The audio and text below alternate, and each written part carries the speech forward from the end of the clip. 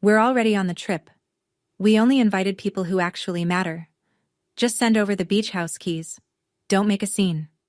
That was my stepmother, Diane, calling from my beach house, the one my late father left me, telling me I wasn't family enough to be invited to my own family vacation. I smiled.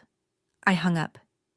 3 days later, I did send the keys, tucked inside a sealed envelope, and when Diane opened it at a charity gala in front of 85 guests, she screamed so loud the string quartet stopped playing. But what was inside that envelope? And why it made a 58-year-old woman lose everything she'd spent 4 years stealing? That's the part I need to tell you from the beginning.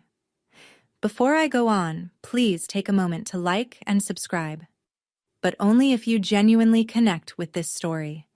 Drop a comment letting me know where you're watching from and what time it is there. My name is Abigail Vance. I'm 34 years old. I'm a landscape architect in Massachusetts. And this is the story of how I almost lost my father's house and found my own voice instead. Now let me take you back to a Tuesday morning in late June, the day the phone call changed everything. Before I can explain the envelope, you need to understand what Whitecrest means to me. Whitecrest is a shingle-style house perched on a bluff in Truro, Cape Cod, overlooking the Atlantic. 4 bedrooms, a wraparound porch, and a view that makes you forget you have a phone. Harborline Associates appraised it at $6.8 million in January of 2024, but to me, it was never about the number. It was about the man who bought it. My father, Raymond Vance, was an estate attorney with a quiet practice in Hyannis and the kind of handshake that made people trust him before he said a word. He purchased Whitecrest in 2003, when I was 11, 2 years after my mother lost her battle with ovarian cancer. The house was supposed to be a fresh start. And for a while, it was. Every summer, Dad and I would repaint the fence posts, replace the warped porch boards, and sit outside with his rolled-up blueprints, while he quizzed me on load-bearing walls and dormer angles. That porch is where I decided to become an architect. That porch is where my father became my best friend. Then he remarried. Diane Ashford came into our lives when I was 18 and already packing for Boston University. She was polished, articulate, and very good at making my father feel needed. Meredith, their daughter, arrived a year later. And slowly, so slowly I almost didn't notice, every time I came home to Whitecrest, I felt less like a daughter and more like a guest. Dad used to say something that I never fully understood until much later. "This house is yours, Abby. I've made sure of that on paper." I thought he was just being sentimental. I'd never once read his will. 2 weeks after his funeral, Diane changed the locks. She said it was for security. I told myself it was just a lock. But looking back, it was the first door she closed on me. The locks were only the beginning. Over the next 4 years, Diane dismantled my place in the family the way you'd remove a stain from fabric. Patiently, methodically, until no trace remained. Thanksgiving 2021. 5 months after Dad passed, Diane told me the gathering was too small, just immediate family processing grief. I found out later there were 14 people at the table, including Diane's sister and 2 neighbors I'd never met. Christmas 2022, I was invited, but seated at a folding card table near the kitchen while Meredith's friends filled the dining room. I carved the turkey. I served the pie. No one thanked me. Then there was the group chat. Our family iMessage thread, Vance Family, had existed since 2019. In September of 2022, I noticed I'd stopped receiving messages. When I asked Diane, she laughed softly. "Oh, we started a new one for planning. Must have been a glitch." There was no glitch. There was no invitation to the new thread either. But the part that kept me tethered, the part I'm almost embarrassed to admit, was the charity. The Raymond Vance Coastal Preservation Fund was established in Dad's name 3 months after he died. Its mission was to fund shoreline restoration along Cape Cod, something Dad had championed his entire career. I wanted to honor him, so I contributed $2,000 a month, every month, without fail. $24,000 a year. I sent the money under my own name, but when the fund's annual report came out each December, my contributions appeared under a single line, the Ashford Vance family. My name was nowhere. I was sending $24,000 a year into a fund that carried my father's name. I had no idea where that money was actually going. I wouldn't find out for another 18 months. And when I did, it changed everything. Tuesday, June 25th, 2:07 in the afternoon. I remember the time because I was staring at my desk clock, trying to talk myself out of making the call. Every summer, the Vance family spent a week at Whitecrest. Every summer, I tried to coordinate my project schedule around it. And every summer for 4 years, I'd ended up alone, uninvited, or invited too late, or told the dates had shifted. But I kept trying, because trying was all I had left of belonging. Diane picked up on the third ring. I heard waves. I heard laughter. Meredith's, high and careless somewhere nearby. I heard ice clinking in a glass. "We're already on the trip," Diane said, her voice breezy, as though she were declining a telemarketer. "We only invited people who actually matter." A pause. Then lower. "Just send over the beach house keys. Don't make a scene." I didn't speak for several seconds. In the background, Meredith said something I couldn't make out, and both of them laughed. Then Diane added, almost as an afterthought, "And while we're at it, Marcus is drafting something for you to sign. It's about the house. It's time we made things official, Abigail. Your father would have wanted the whole family to share it." She hung up before I could respond. I sat in my studio with my hands flat on the desk, my chest tight, my vision slightly blurred. Then I opened my email. There it was, sent 45 minutes before the call. From Marcus Bentley, attorney at law. A voluntary quitclaim deed, transferring sole ownership of Whitecrest to the Ashford Vance Family Trust. Signature deadline, 10 days. My father's signature was in his will, leaving me that house. And someone was asking me to erase it. That's when I picked up the phone again. Not to call Diane, but to dial a number I'd saved in my contacts for 4 years and never once used. Thomas Calloway, my father's oldest friend. Thomas Calloway's office sat on a quiet side street in Hyannis, above a nautical bookshop that smelled like cedar and salt. I was there by 2 o'clock the next afternoon, June 26th, sitting across from a 61-year-old man with silver hair, reading glasses on a chain, and the kind of steady calm that told me he'd been expecting this call for a long time. "Your father asked me not to reach out first," Thomas said, sliding a manila folder across the desk. "He said you'd come when you were ready." Inside was a certified copy of Raymond Vance's last will and testament, amended March 15th, 2021, 3 months before he died. I'd been given a copy at the reading, but I'd never studied it closely. Grief does that. You file things away and tell yourself you'll read them later, and later turns into years. Thomas guided me to the section on Whitecrest. The language was unambiguous. The property was bequeathed solely to Abigail Elaine Vance, free and clear. Not marital property. Not trust eligible. Mine. Then he turned to a clause I'd never noticed. Article 14.3, the forfeiture provision. It read, in part, "Should any beneficiary or related party be proven to have misappropriated, fraudulently transferred, or misused any asset within this estate, including any charitable fund bearing the testator's name, that party's entire inheritance share shall be forfeited and redirected to the preservation fund under the executor's management." I read it twice. Then I looked at Thomas. "Your father designed this as a safety lock," he said. He knew Diane. He didn't trust her with the finances. But he also didn't want a war before there was proof. Thomas paused, removed his glasses, and met my eyes. "I'm the executor, Abigail. I have the legal authority to activate that clause. But I need evidence. Real, documented evidence." "Your father didn't leave you unprotected," he said quietly. "He just trusted you'd find your way here when you were ready." I left that office holding a folder that felt heavier than it looked, and for the first time in 4 years the weight wasn't grief. It was possibility. Thomas made one phone call, and Nina Aldridge was in my life by Thursday morning. Nina was 37, a forensic accountant who'd spent 6 years at the Massachusetts Attorney General's office before going independent. She had a shaved undercut, tortoiseshell glasses, and a way of looking at spreadsheets the way most people look at crime scenes, with focus, patience, and a total absence of sentiment. Thomas hired her on my behalf for $8,500, which I paid out of savings. It was the most expensive thing I'd ever bought that didn't have walls.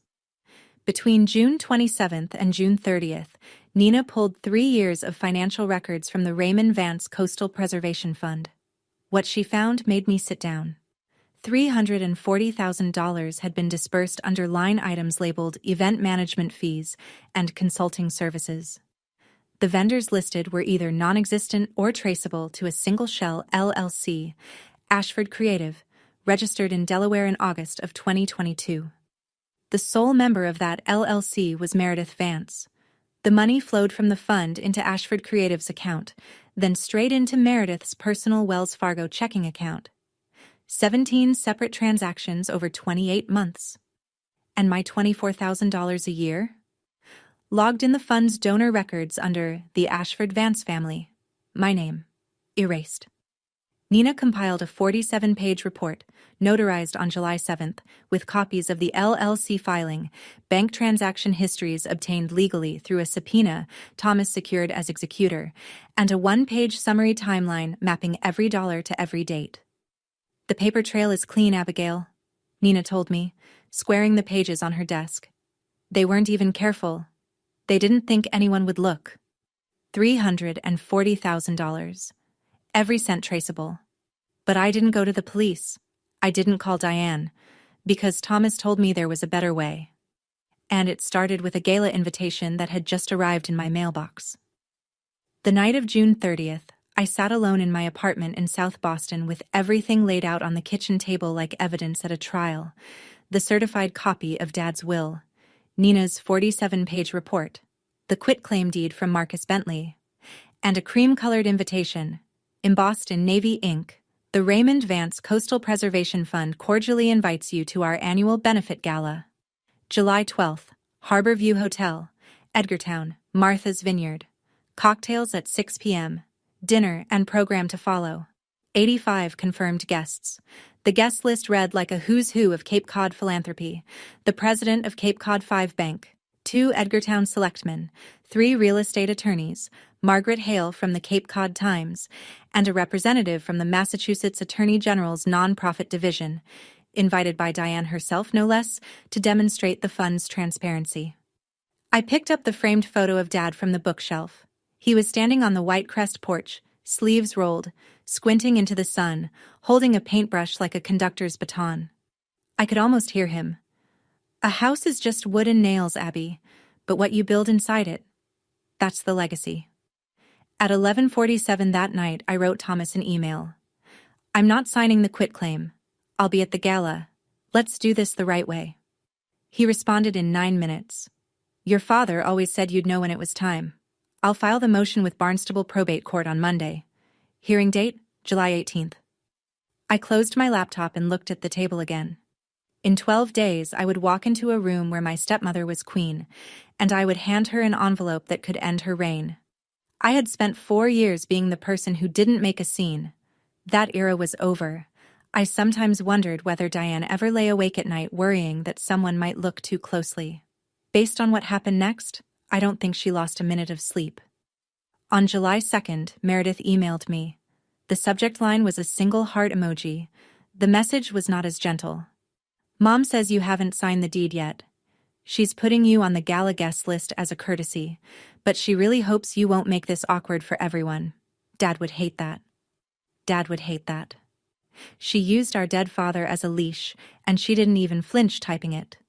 The same day, Thomas flagged something in the court filings. Marcus Bentley had filed a claim on July 1st at Barnstable Probate Court, arguing that Whitecrest was a jointly held marital asset. That because Raymond had used income earned during his marriage to Diane for property maintenance and taxes, Diane had a lawful equitable interest. It was a stretch, but it was strategic. If a judge entertained it, the case could drag on for months. Then Thomas obtained the gala's run of show from a board member he knew. The plan was surgical. After a tribute video for Raymond, Diane would take the stage to announce that the Vance family has unanimously agreed to transfer Whitecrest into the Ashford Vance Family Trust as a community coastal center. She intended to present it as a done deal, my signature already implied, in front of 85 influential witnesses. By the time the truth came out, social pressure would have cemented the narrative. But buried in that same guest list, Thomas noticed a name that made him pause. Margaret Hale, investigative reporter for the Cape Cod Times, specializing in nonprofit governance. Diane had invited her for the PR. She had no idea she'd handed us a front-row witness. She built her own stage, Thomas said over the phone that evening, and she doesn't know we're about to use it. The 7 days between July 3rd and July 10th were the quietest of my life, and the most deliberate. I worked with Thomas and Nina every evening after my regular project hours. We assembled the package, a certified copy of the amended will with Article 14.3 highlighted, Nina's notarized 47-page audit report, finalized and signed on July 7th, a single-page timeline summarizing every fraudulent transaction with dates and dollar amounts, and copies of the Ashford Creative LLC registration alongside the corresponding bank transfers. During the days, I kept my head down and finished what I'd started. I delivered the final restoration drawings for the Eastham Lighthouse to Gerald Whitmore, chairman of the Eastham Preservation Council, on July 8th, 2 days ahead of schedule. Gerald was 70, with sun-weathered hands and a voice like gravel wrapped in kindness. He studied my plans for a long time, then looked up. "You're the most meticulous architect I've ever worked with, Abigail," he said. "Your father would be proud." I nearly broke right there in his office. I didn't. I thanked him, shook his hand, and drove home. That night, I placed everything into a single cream-colored envelope, the same shade as the gala invitation. I slid the spare Whitecrest keys in first, then the documents. I sealed it with clear packing tape and wrote on the front, in my neatest handwriting, "For Diane Ashford Vance," as requested. She wanted the keys. They were in there, exactly as she'd demanded. But so was everything else. I didn't lose sleep those 7 days. For the first time in 4 years, I slept like someone who had stopped pretending. Pretending that silence was peace, that compliance was love, that giving everything away was the price of belonging. The envelope sat on my nightstand like a quiet grenade. In 48 hours, I'd deliver it in person. The morning of July 12th, I boarded the Steamship Authority ferry at Woods Hole with a shoulder bag containing the sealed envelope, a fully charged phone, and the Eastham Lighthouse drawings, just in case anyone at the gala needed a reminder of what I actually did for a living. The crossing to Vineyard Haven took 45 minutes. I stood on the upper deck and watched Cape Cod shrink behind me, the wind pulling at my hair, and I thought about every ferry ride I'd taken with Dad as a kid. How he'd always buy me a cranberry juice and point out the osprey nests on the channel markers. He made everything feel safe, even open water. Harbor View Hotel in Edgartown is a white clapboard landmark from 1891, all wraparound porches and widows' walks, perched on a hill above the harbor. The gala would begin at 6, cocktails on the veranda, dinner in the main ballroom.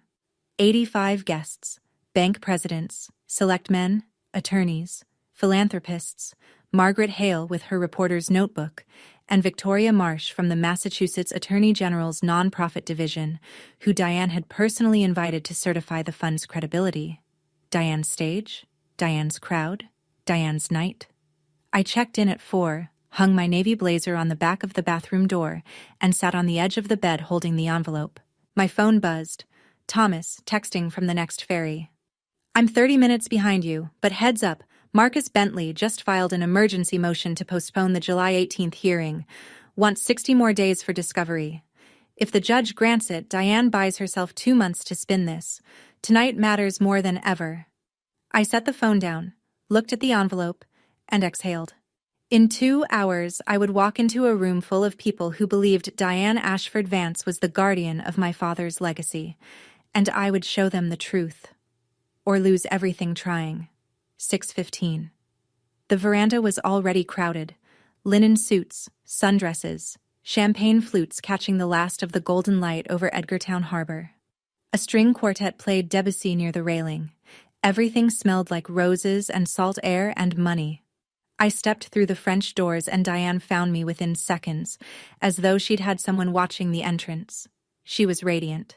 Cream silk dress, pearl earrings, a smile so wide and warm you'd think she'd been counting the days until she saw me. "Abigail, you made it!" She kissed the air near my cheek and gripped my elbow, steering me toward the far corner of the veranda before I could greet anyone else. The moment we were out of earshot, the warmth evaporated. "Did you bring the keys?" Her voice dropped to a whisper. "Marcus has the paperwork inside. We can do this quietly during cocktails. Sign, smile, and no one needs to know the details." I held her gaze. "I brought the keys, Diane. You'll get them tonight." Something flickered behind her eyes. Relief? Maybe, or triumph. She squeezed my arm. "Good girl." She walked away, and within a minute Meredith materialized beside a group of guests near the bar, champagne in hand, gesturing toward me with a smile. "Abigail is such a sweetheart. She's going to help us turn Whitecrest into something the whole community can enjoy." I didn't correct her. Not yet. Instead, I scanned the room.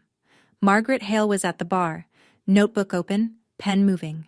Victoria Marsh, mid-40s, dark blazer, no champagne, was talking to the Cape Cod 5 president near the hydrangeas. And behind the ballroom's side door, I could see Diane testing the microphone on the stage, leaning toward the event coordinator. "After the tribute video, I'll make the announcement about Whitecrest. Keep the lights on me." Thomas arrived at 6:40, caught my eye from the entrance, and gave a single, quiet nod. "Don't embarrass yourself tonight, Abigail," Diane had whispered to me in that corner. "You're here because I allowed it. Remember that." I remembered. I would remember it for the rest of the evening. At 7:30, the ballroom lights dimmed, and 85 people turned their chairs toward the projection screen. The tribute video ran 4 minutes. It opened with a photograph of my father standing in front of the Barnstable Courthouse in 1998, young and sharp-jawed, briefcase in hand. Then came images of him at Whitecrest, painting the fence, standing on the bluff, shaking hands at a groundbreaking ceremony for a dune restoration project. My father's voice, pulled from a recorded speech, filled the room. "The coastline doesn't belong to any of us. We're just its caretakers." I watched for myself in that video. I appeared once. A blurry shape in the background of a family photo from 2017, half cut by the frame. Diane and Meredith, by contrast, filled nearly every other image. Diane at Raymond's side, at Galos. Meredith as a toddler on the Whitecrest porch. A family I barely recognized, built from photographs I'd never been invited to take. When the video ended, Diane rose and walked to the stage as though stepping into a spotlight designed specifically for her. Her voice trembled. Perfectly calibrated, just enough emotion to sound authentic without losing composure. "Raymond's dream was always that Whitecrest would serve a greater purpose," she said, one hand on her heart. "And tonight, I'm proud to announce that our family, united, has decided to transfer the property into the Ashford Vance Family Trust to become a coastal preservation center open to the public." Applause filled the room. Margaret Hale looked up from her notes. Victoria Marsh nodded approvingly. Then Diane turned, found me at table 4, and extended her hand like a queen summoning a subject. "Abigail, sweetheart, would you like to come up and say a few words? We have the paperwork ready. This is your father's legacy, after all." 85 pairs of eyes turned to me. The room was silent except for the faint clink of a glass somewhere near the back. I stood up. I picked up the envelope from beside my plate, and I walked toward the stage. Diane was smiling. The kind of smile that says I've already won. She had no idea that the envelope in my hand wasn't a surrender. The stage was small, just a riser with a podium and a single microphone, but it felt enormous. The ballroom lights were angled upward, and I could see every face in the first 3 rows clearly. Benefactors, select men, Margaret Hale with her pen frozen mid-word. Diane stood beside me, still smiling, her hand resting lightly on my shoulder as though presenting a gift. I leaned into the microphone. "Thank you, Diane, for that beautiful tribute," I said. My voice was steady, steadier than I expected. My father loved Whitecrest more than any place on earth, and he was very, very specific about what he wanted for it. I paused. The room waited. "I won't be signing the quitclaim deed tonight." I let the sentence land. Somewhere near the back, a chair creaked. Whitecrest was left to me, solely to me. In my father's final will, dated March 15, 2021, and executed by his attorney and estate executor Thomas Calloway, who is here tonight. Thomas stood at table 7. He adjusted his jacket, nodded once toward the room, and remained standing. Diane's hand slid off my shoulder. The murmuring started, low, confused, spreading table by table like wind through tall grass. I turned to Diane and held out the envelope. "You asked for the keys," I said, my voice still even. "They're in here, along with something else my father left, something I think everyone in this room should know about." Diane's composure held for exactly 3 seconds. She took the envelope, tore it open, and the Whitecrest keys clattered onto the podium. Then she pulled out the documents. I watched her eyes move across the first page. The highlighted text of Article 14.3. Then the second page, Nina's one-page summary. Summary of unauthorized disbursements. Raymond Vance Coastal Preservation Fund. Total, $340,000. The color left her face in stages like a tide retreating from sand. But Diane didn't crumble. She straightened her spine and turned to the room. "This is absurd," she said, her voice pitching upward. "Abigail is clearly acting out of grief. Marcus, tell them." She scanned the ballroom for Marcus Bentley. He was already standing at table 2, jaw tight, saying nothing. Thomas was already walking toward the stage before Diane finished her sentence. He didn't rush. He climbed the riser with the careful, deliberate posture of a man who had spent 40 years standing in front of judges, and when he reached the microphone, he spoke the way my father used to, like every word had been weighed in advance. "My name is Thomas Calloway. I served as Raymond Vance's personal attorney for 23 years, and I am the court-appointed executor of his estate." He paused, letting the credentials settle. "The will is unambiguous. Whitecrest belongs to Abigail Vance. It has never been subject to any family trust, marital claim, or shared arrangement." He turned a page in the folder he'd carried to the stage. Article 14.3 of the will contains a forfeiture clause, drafted by Raymond himself, which states that any beneficiary or related party proven to have misappropriated funds from the estate, including the charitable fund bearing his name, forfeits their entire inheritance. Then came the numbers. Ashford Creative LLC, registered in Delaware, August 2022. Sole member, Meredith Vance. Thomas read each fact as though reading a court filing. 17 separate transactions over 28 months, $340,000 disbursed as consulting and event management fees to a company with no employees, no office address, no tax filings, and no documented deliverables. Meredith shot to her feet at table 3, face flushed. "That's my consulting company. I did real work." Thomas didn't raise his voice. "The LLC has produced no invoices, no contracts, and no evidence of services rendered. The funds transferred directly to your personal bank account." Silence. Absolute ringing silence filled the ballroom. Victoria Marsh, the AG representative, set her glass on the table, pulled out her phone, and stepped toward the corridor. Margaret Hale's voice recorder had been running for 5 minutes already, its small red light glowing beside her napkin.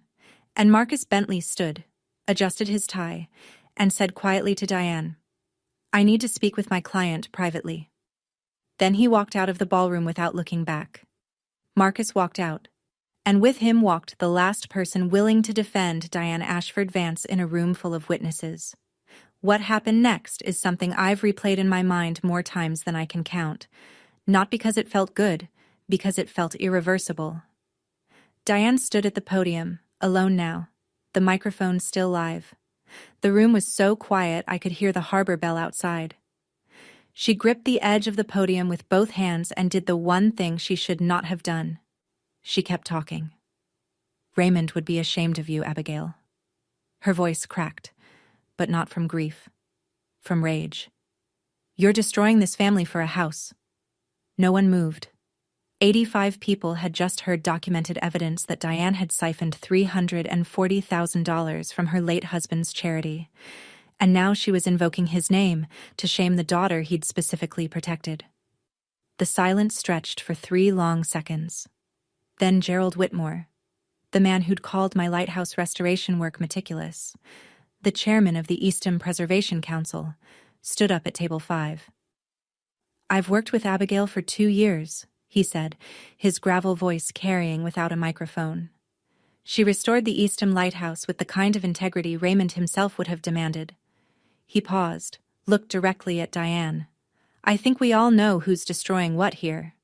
Scattered applause broke out, then spread, rippling across the room like a wave finding shore. Diane grabbed Meredith by the wrist and turned for the exit. But as they passed table 3, Meredith, crying now, mascara running, said something into the still-live wireless mic clipped to the floral centerpiece. You promised no one would find out, Mom. The words rang through the speakers, clear as a bell.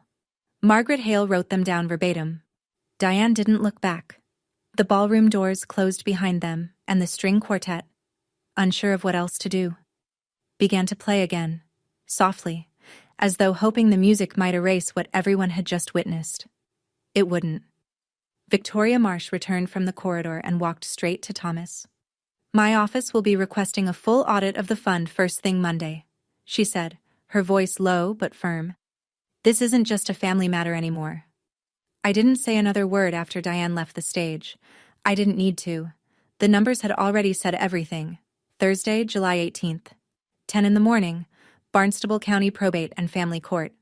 I wore the same navy blazer I'd worn at the gala, not because I was making a statement, but because it was the only professional jacket I owned that didn't have paint on the cuffs. Thomas sat beside me at the petitioner's table. Nina was in the gallery row directly behind us, her laptop bag on her knees, ready if the judge asked for source documents. Diane sat on the opposite side with a new attorney, a gray-haired woman from a Hyannis firm I didn't recognize. Marcus Bentley had formally withdrawn from the case on July 15th, citing irreconcilable differences in legal strategy. Meredith was not present. The emergency motion to postpone had been denied. The Attorney General's office had filed a brief the previous week supporting the original hearing date, arguing that any delay risked further dissipation of estate assets while the fund remained under investigation. Thomas presented the case methodically. He entered into evidence the certified will, the forfeiture clause, and Nina's 47-page report, which had already been filed with the court 10 days earlier. Diane's new attorney challenged the standing of the forfeiture provision, arguing it was unusually punitive. Judge Eleanor Garrett listened, reviewed the will's language for several minutes, then removed her glasses. The decedent's intent was clear, she said. His language was precise, and the evidence of misappropriation is unambiguous. The forfeiture clause is hereby activated. She read the ruling slowly. Diane's entire inheritance share, the life insurance payout of $1.2 million still held in escrow, her equity interest in the fund, her claim to any jointly managed estate assets, was forfeited and redirected to the Preservation Fund under Thomas's management as executor. Whitecrest was confirmed as the sole property of Abigail Elaine Vance. No encumbrance, no dispute. Diane sat motionless through the ruling, her hands folded in her lap, staring at a point somewhere above the judge's head. She didn't cry. She didn't speak. When it was over, she stood, buttoned her jacket, and walked out of the courtroom without looking at me. It was the first time in 4 years that Diane Ashford Vance had nothing to say to me, and I realized, with a strange, hollow clarity, that silence was the only honest thing she'd ever given me. The article went live at 6 in the morning on Monday, July 22nd. Margaret Hale's byline ran across the top of the Cape Cod Times digital edition. Vance Foundation under state scrutiny after gala revelation. $340,000 in questionable disbursements. 2,200 words, front page of the online edition, citing the audit report, a statement from Victoria Marsh's office, and on-the-record confirmation from Thomas that the forfeiture clause had been activated by judicial order. The article did not name me as the person who brought the evidence forward. Thomas, in his capacity as executor, was the formal complainant. I was mentioned once. Abigail Vance, the sole heir to the Whitecrest property and a licensed landscape architect specializing in historic coastal restoration. That was enough. That was more than Diane had ever allowed me to be in print. By noon, my phone had 47 unread messages. Friends, former classmates, colleagues, people I hadn't heard from in years, reaching out with some version of "I had no idea," or "I always thought something was off." Gerald Whitmore texted a single line. "Proud of you, kid."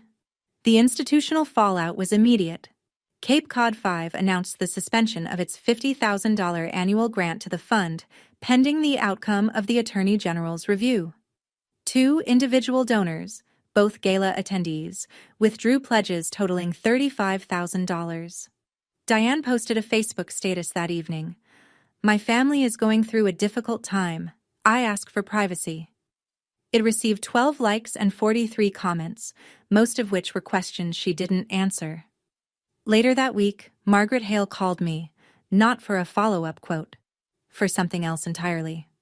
"I'd heard rumors about that fund for 18 months, she said, "but no one would go on the record. No one would confirm anything. You didn't just save your house, Abigail. You gave me a source." I sat with that for a long time after I hung up. My silence for 4 years hadn't protected anyone. It had only protected Diane. 3 of those 47 messages were from Meredith. I didn't open them. Not yet. By August, the dominoes had a rhythm of their own. The Attorney General's office completed its preliminary audit in the 3rd week of the month. The conclusion was exactly what Nina's report had indicated: $340,000 in funds dispersed without legitimate basis. Diane and Meredith were ordered to repay the full amount within 120 days, or face civil charges under Massachusetts General Laws, Chapter 12, Section 8, the state's charitable fraud statute. Ashford Creative LLC was ordered dissolved by the Delaware Division of Corporations. Diane was removed as chair of the fund's board of directors. Thomas was appointed interim administrator, with oversight from the AG's office. The fund, for the first time since its creation, had a financial structure that my father would have actually recognized. The personal toll was steep and specific. Diane's condominium in Brookline, valued at $890,000, was leveraged against the repayment obligation. Meredith sold her BMW X5 and a 28-foot sailboat. Combined with the forfeited inheritance of $1.2 million, the total financial loss for Diane and Meredith reached approximately $1.635 million, plus an estimated $95,000 in legal fees. The social cost was harder to quantify but impossible to miss. Diane was removed from the organizing committee of the Cape Cod Summer Arts Festival. Her membership at the Wiano Club was quietly revoked.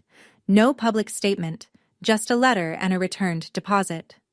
2 families in her Brookline neighborhood, people she'd dined with for years, stopped extending invitations.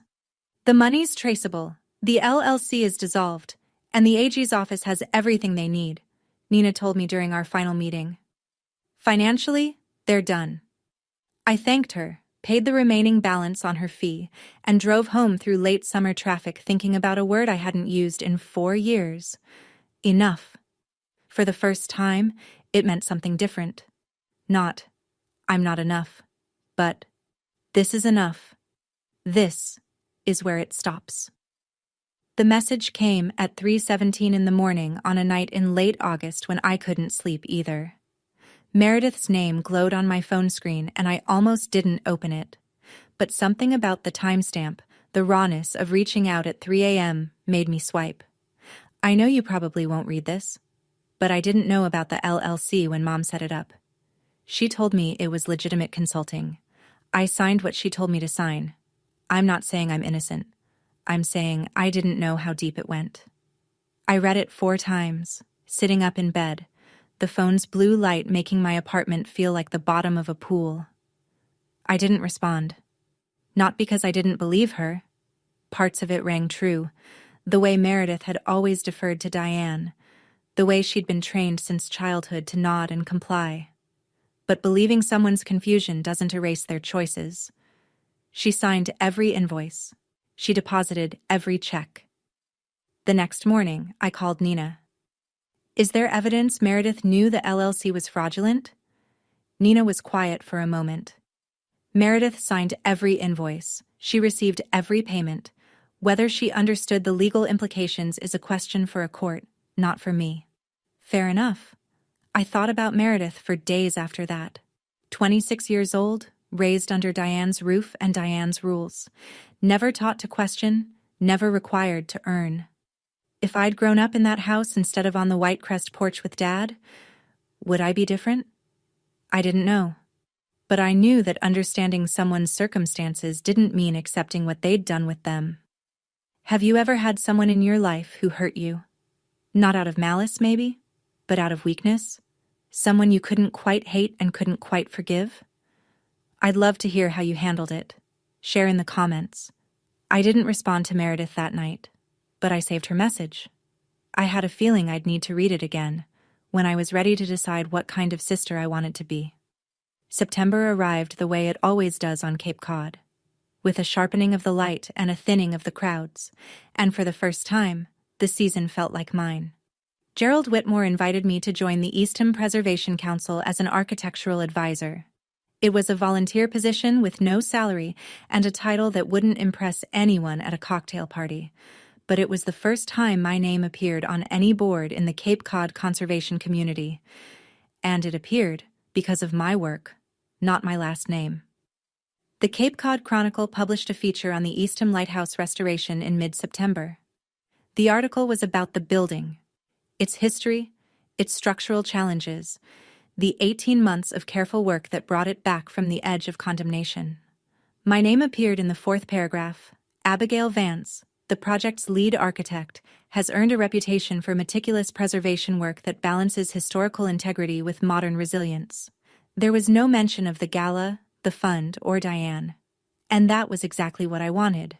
To be known for what I built, not for what almost got taken from me. My studio's phone started ringing more often after that.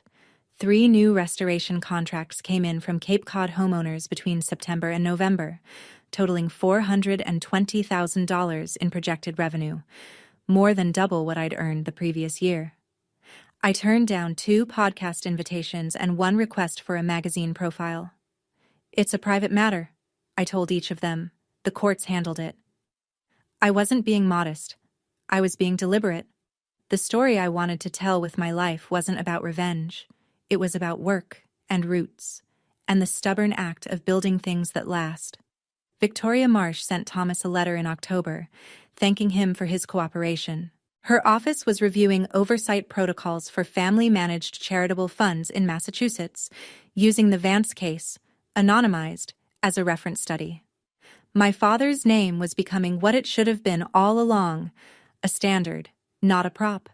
In October, Diane reached out, not to me directly, but through Thomas. She wanted to meet. She said she wanted to talk. I agreed, but on my terms. Thomas's office in Hyannis, Thomas present as mediator, no attorney from Diane's side, no Meredith, no recordings from her end. If she wanted a conversation, it would happen in a room with clear walls and clear rules. We met on a Thursday afternoon. Diane looked smaller than I remembered. Or maybe she just looked her age for the first time. No pearls, no silk.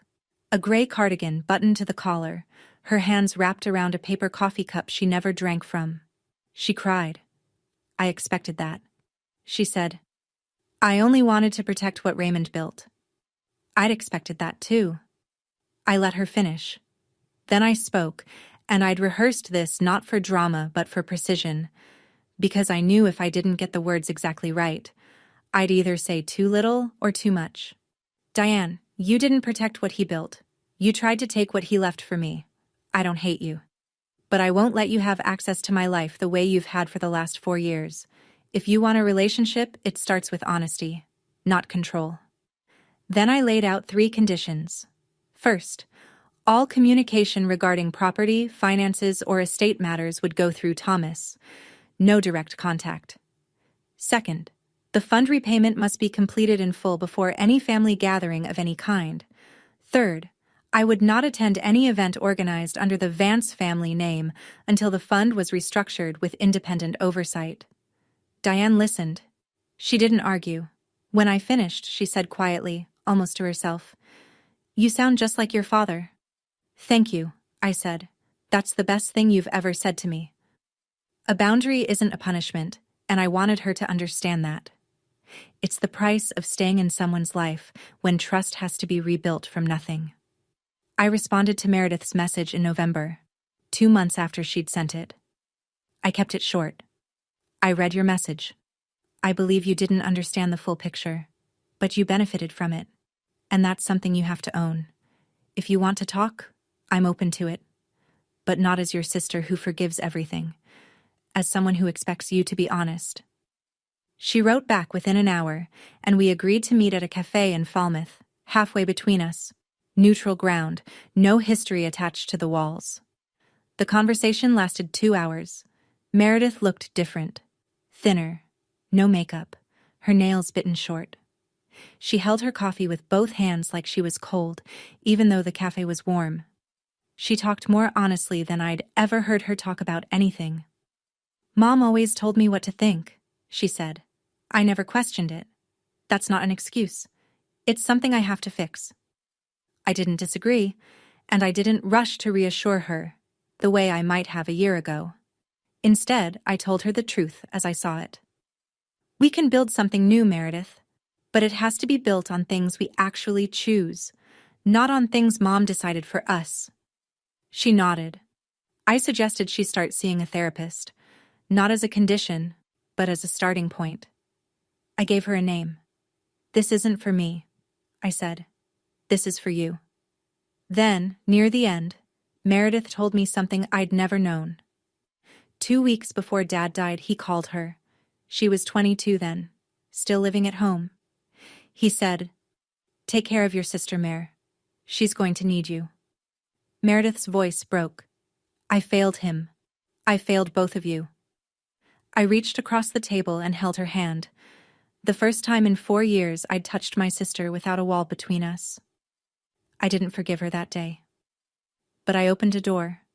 What she does with it is up to her. I drove to Whitecrest at the end of November, when the Cape was empty and the wind had teeth. The locksmith met me at 9 in the morning. I watched him change every lock on every door. Front, back, side porch, the basement hatch Dad used to call the submarine entrance. When he handed me the new keys, I held them in my palm and felt their weight the way you feel the weight of something you thought you'd lost forever. I hadn't set foot inside in 4 years. The house was intact but neglected in the way that only apathy can produce. The porch boards I'd replaced with Dad in the summer of 2018 were warped from moisture. The fence posts we'd painted together were peeling down to bare wood. The garden my mother had planted before I was born, the one Dad kept alive for 2 decades, had gone to thistle and crabgrass. Diane hadn't maintained any of it. She'd used the house the way she'd used everything, as a set piece, not a home. I hired a small crew from Truro. And then I did something I hadn't done since I was 17. I picked up a brush and started painting the fence myself. It took 3 days. My shoulders ached, my hands blistered and then calloused. And on the 3rd evening, while pulling up a rotted plank on the porch, I found a wooden box wedged under the floorboards. A cigar box, weathered but sealed with packing tape. Inside was a handwritten letter, dated March 10th, 2021. 5 days before Dad amended his will, 3 months before he died. "Abby, if you're reading this, it means you've found your way back. I knew you would. The house is yours. Not because it's valuable, but because you're the only one who understands what it means. Don't let anyone tell you what your legacy should be.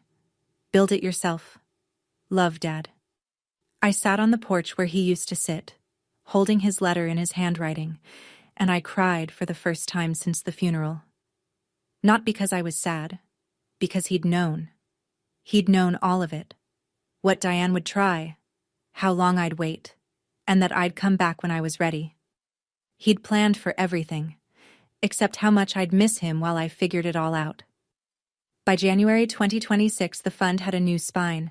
Thomas completed the restructuring over the holidays, and when he walked me through the final documents in his Hyannis office, I could see the relief on his face, the kind that comes not from victory, but from a promise finally kept.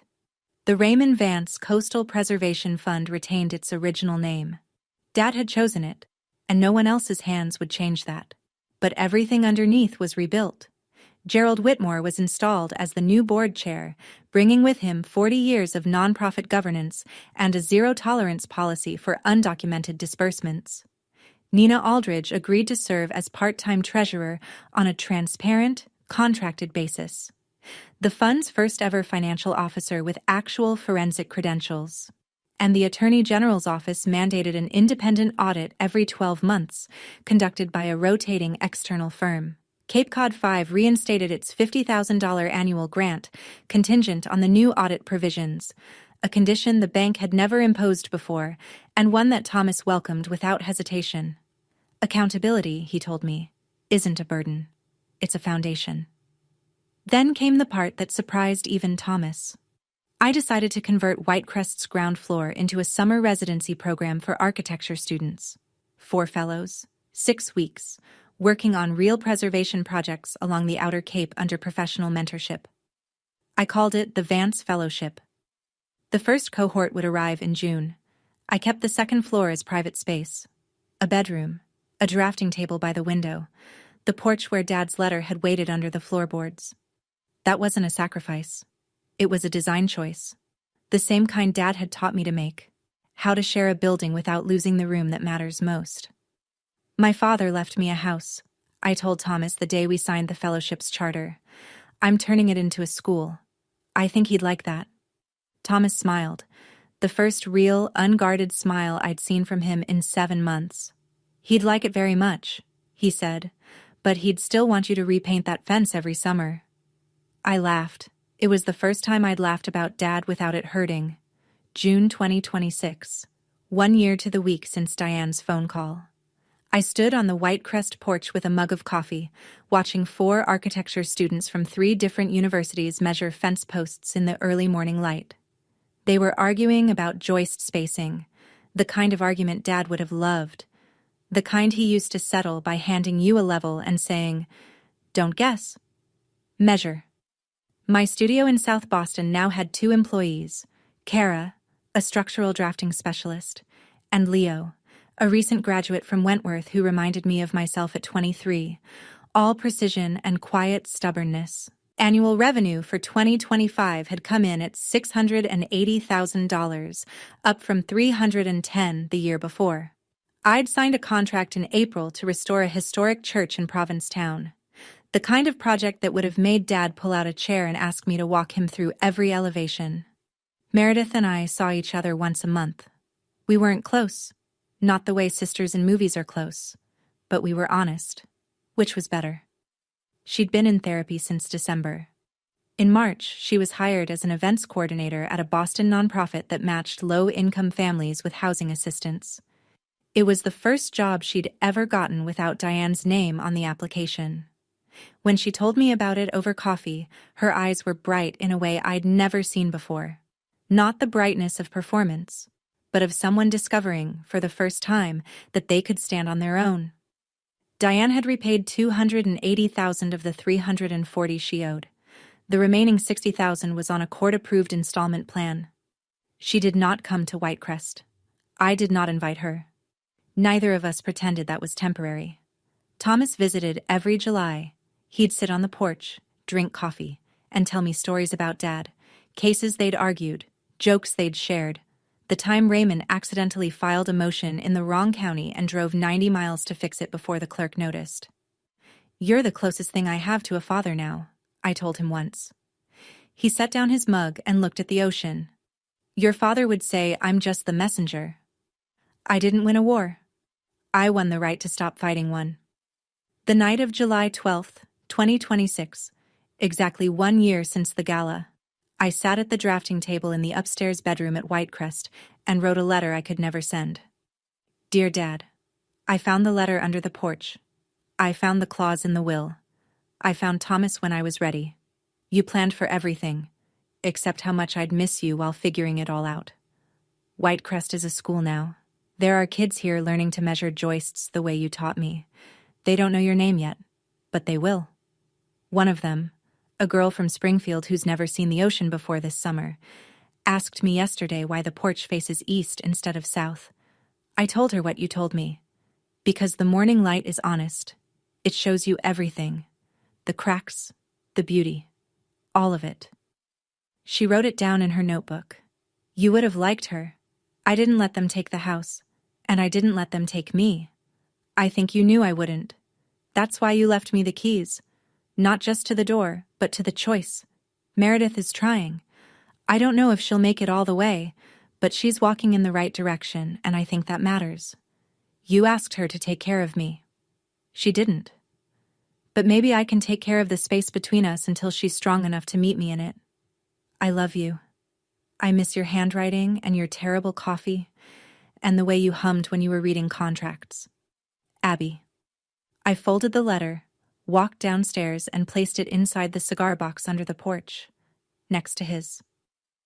The next morning, I woke early and walked to the beach. The tide was out, the sand firm and cold, the sky the color of unfinished steel. I walked for a long time without thinking about Diane, or the gala, or the courtroom, or any of it.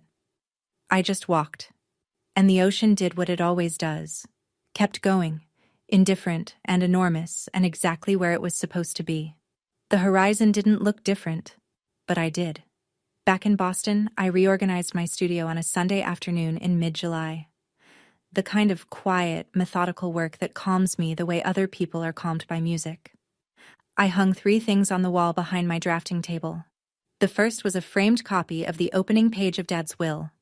Not the forfeiture clause, not the property section, but the preamble, where he'd written in his own hand, I leave these things not as possessions, but as responsibilities.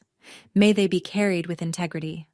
The second was a photograph of the Eastham Lighthouse after restoration, taken from the bluff at sunset. Proof that broken things can be made whole if someone cares enough to learn how. The third was the charter for the Vance Fellowship, signed by its first 4 students in June, their names written in careful block letters like a kind of promise. That evening, I wrote Thomas an email. I've decided to stop attending any event that uses Vance Family as a label for anything other than the fund. From now on, I'm Abigail, an architect, a fellow, a friend. Not Raymond's daughter, not Diane's stepdaughter. Just me. He replied before I'd closed the laptop. That's the most Raymond Vance thing you've ever said. I smiled at the screen, shut it, and walked outside.